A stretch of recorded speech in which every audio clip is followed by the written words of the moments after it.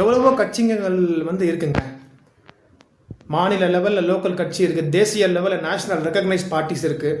அதில் முக்கியமான பார்ட்டிஸ் பார்த்திங்கன்னா நிறைய விஷயங்களில் நம்ம வாய்ப்பு கொடுக்குறோம். இப்போ ஒரு டிஎம்கே லோக்கல் பார்ட்டி இருந்தாலும், சென்ட்ரலில் பிஜேபி இருந்தாலும், எல்லா மாநிலத்திலும் பிஜேபி கிடையாது. ஒரு 822 23 மாநிலம் வந்திருக்காங்க, ஆட்சி பிடிச்சிருக்காங்க. ஒரு பெரிய மெஜாரிட்டி, பெரிய விஷயம்.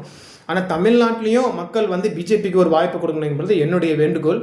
கண்டிப்பாக ஒரு பிஜேபிக்கு ஒரு வாய்ப்பு கொடுங்க. ஏன்னா என்டிஏ கவர்மெண்ட் ஃபார்ம் பண்ணாங்க, நேஷனல் டெமோக்ராட்டிக் அலையன்ஸ் அதில் கவர்மெண்ட் ஃபார்ம் பண்ணாங்க அப்படின்னா, let by the national democratic alliance government அங்கே ஃபார்ம் பண்ணாங்க அப்படின்னா, அதில் இருக்கிற கட்சிகள் மூலிமா கண்டிப்பாக அங்கே ஜனங்களுக்கு நன்மை செய்வாங்க. யாருக்கும் எந்த பிரச்சனை இருக்காது. ஏன்னா ஒரு மாற்றம் வரணும், ஒரு டிரான்ஸ்ஃபர்மேஷன், ஒரு மாற்றம், ஒரு சேஞ்சஸ், ஒரு ஆல்ட்ரேஷன், டிலீஷன் வரணும். ஆமாம், நான் சொல்கிறது புரியுதுன்னு நினைக்கிறேன். ஒரு ஆல்ட்ரேஷன், டிலீஷன், சேஞ்சஸ், ஒரு கவர்மெண்ட்டில் ஒரு சேஞ்ச் இருக்கணும். எப்போவுமே ஒரே நியூட்ரல் கவர்மெண்ட்டாக ஒரே இதுவாக போகக்கூடாது.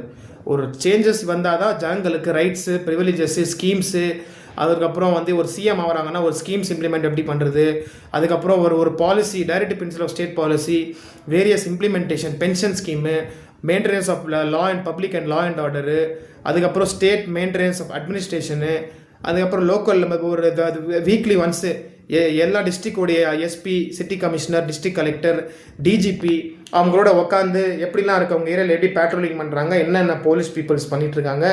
ஏன்னா சட்ட ஒழுங்கு ரொம்ப முக்கியம். எந்த கட்சி வந்தாலும் சட்ட ஒழுங்கு முக்கியம். ஸோ அதை பாஜக கட்சி கண்டிப்பாக வந்தாங்கன்னா அவங்க மெயின்டெனன்ஸ் ஆஃப் லா அண்ட் ஆர்டரில் நல்லது பண்ணுவாங்கங்கிறது அதில் ஒரு முக்கியமான பாதுகாப்பு கொடுப்பாங்க. பெண்களுக்கு முக்கியமான பாதுகாப்பு இருக்கும்.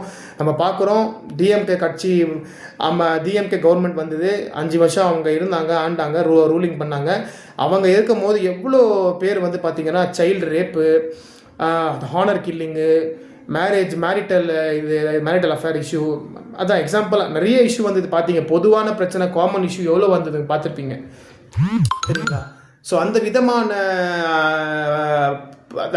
அது இப்போ அவேர்னஸ் பண்ணுறது வச்சுங்க, ஒரு அவேர்னஸ் பண்ணுறோம். சாரி, வீடியோ கொஞ்சம் ஸ்டக் ஆகுது, மன்னிச்சிங்க.